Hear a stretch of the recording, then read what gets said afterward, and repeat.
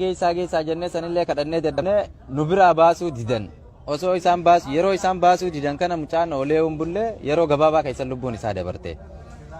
Lubbuun isaa yeroo dabartu ka duraan mana yaalaa nuuf geessaadhaa jennee kadhachaa turre san deebine reeffa isaa nurraa baasaa jechuudhaaf ammas kadhaa mudanne jechuudha. Reeffa isaallee nurraa baasuu didanii mana keessan tursiisanii nama du'aadhaa waliin hidhamne. Mucaan ganama du'ee hanga galgalarraa sa'aatii 4 akka biyya kanaa akka halkanirraa sa'aatii 4 biyya keenyaa jechuudha. Sa'aatii 4 ganama du'e jechuudha mucaan. Halkanirraa sa'aatii 4 mana hidhaa keessatti wajjin hidhamnee turre jechuudha. Osoo kadhannu sanboodaan dhufanii halkanirraa sa'a 4tti ambulaansiin dhufanii nurraa baasan jechuudha. Nurraa baasaa jennee yeroo nuti gaafannu nutti qoosuu turan. Isin bineensaa nama du'ees nyaadhaa nuun jechuu turan. Waardiyoonni mana hidhaa san eegan jechuudha. Waan baay'ee nama gaddisiisu rakkina adda addaa keessa dabarree as geenye. Achi riyaadii baafamne gaafa mana hidhaa dhifama namaan bilbilee ture. Mana hidhaa haayiritti nu dabarsan. Sababa lammiileen Itoophiyaa mana hidhaa kana keessa guutanii jiranii manni hidhaa qabachuu waan dadhabeef nuti warra mana hidhaa san keessa duraan jiru makiinaadhaan fuudhanii gara nama 800 fi 85 akkas ta'an fakkaata namni suni mana hidhaa haayiritti nu dabarsan. Haayiritti gaafa nu dabarsan nama 800 fi 85 kanaa waliin mana tokko keessa nu hidhan waan ajaa'ibaa.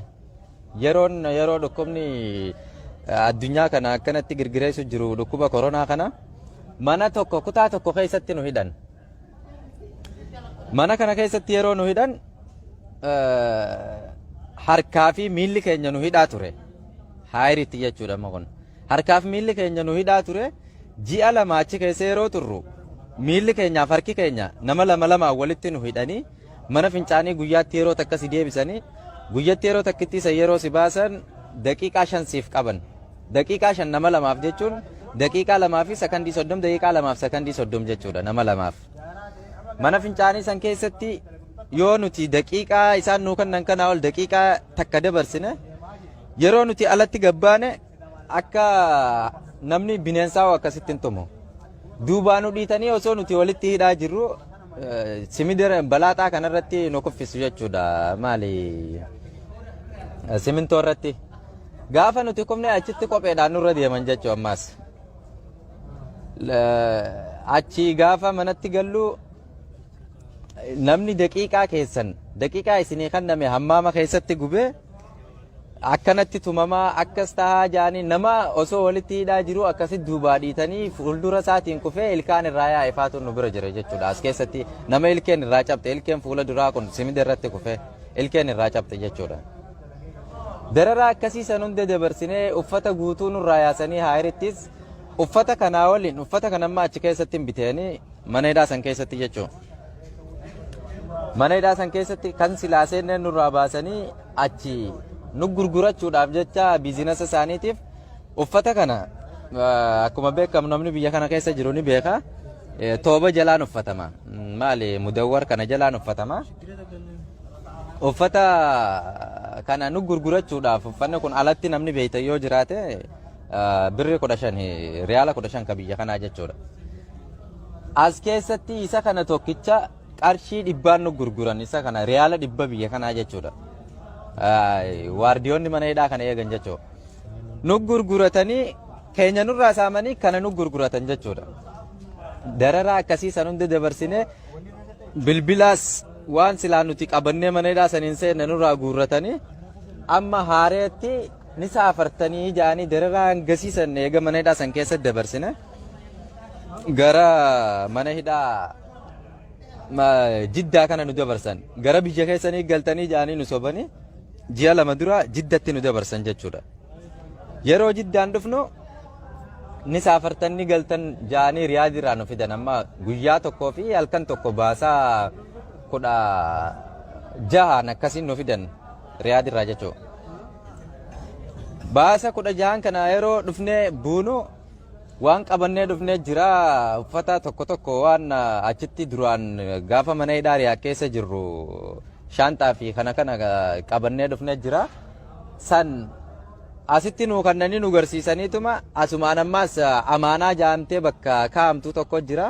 As kaayyadhaadhaa manni kun mana amaanaati as kaayyadhaadhaa galti keessan hin jirtu hidhaadhaaf deemtanii jaani maallaqa ammaas kiiloodhaan nurraa fudhatan yeroo amaanaa keenyu san amaanaa kaayyadhaan hin jaane meeshaa ati qabdu kana shaantaa kee kana mizaananii mizaanarra kaa'anii maallaqa kiiloo takka irratti maallaqa biyya kanaa riyaala 50 sirraa fudhatan.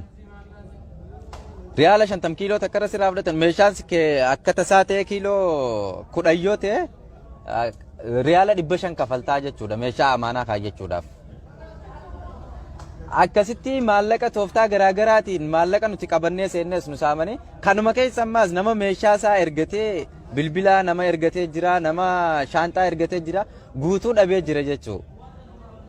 Anamma akka mataa kiyyaatti namoota san keessaa warreen dhaban san keessaa nama tokko jechuudha. Akkuma fakkeenyaatti isinii kaasuuf rakkina akka kiyyaa namni qaban namoota baay'eedha jechuudha ka jiran as keessa nama 1000 maallaqa haman. Yeroo akkasii kana hundee nurraa guurratanii mana hidhaatiif deemtanii galti keessan hin jiru. Mana hidhaa seenaadhaa manni hidhaa kun achiin guutamee waan tureef ammaas isin asitti jalaa dabarfamtanii jaanii mana hidhaa kanatti nu dabarsan jechuudha. Mana hidhaa Jiddaa dhufne amma yeroo mana hidhaa Jiddaa dhufnu dhukkuba duraan nama dhukkubu caalaa garmalee namni asitti dhukkubsatee jira amma yeroo ammaan tanaa kana jechuudha. Namni kamaraatee jira ka dhukkubsatee TB'dhaan dhukkuba sombaa ka jedhamu kana jira. Dhukkubni kun tatamsa'inni isaatis yaaddee isaadha. Namni dhukkuba kanaan qabame mana tokko keessa namaa waliin jiraachuun isaa rakkisaadha. Garuu nama TB'n qabame nama 7 waliin mana kana keessa waliin jiraachaa jirra. Fuudhanii mana yaalaan geessanii wanta wannummaan isaan haala nuuf mijeessan hin jiru. Rakkina gurguddaa keessa seennee jira jechuudha amma asittis. Amma rakkina isa duraan keessa turre caalaa rakkina amma keessa seennee nu yaachisu jira. Maaliif isin yaachisee yoo jettanis namni walitti heddummaannee jirra mana hidhaa kana keessatti. Heddummina irraa kan ka'e ammas dhukkubni akka duraanii caalaa namarratti baay'atee jira. Namni dhukkubsatee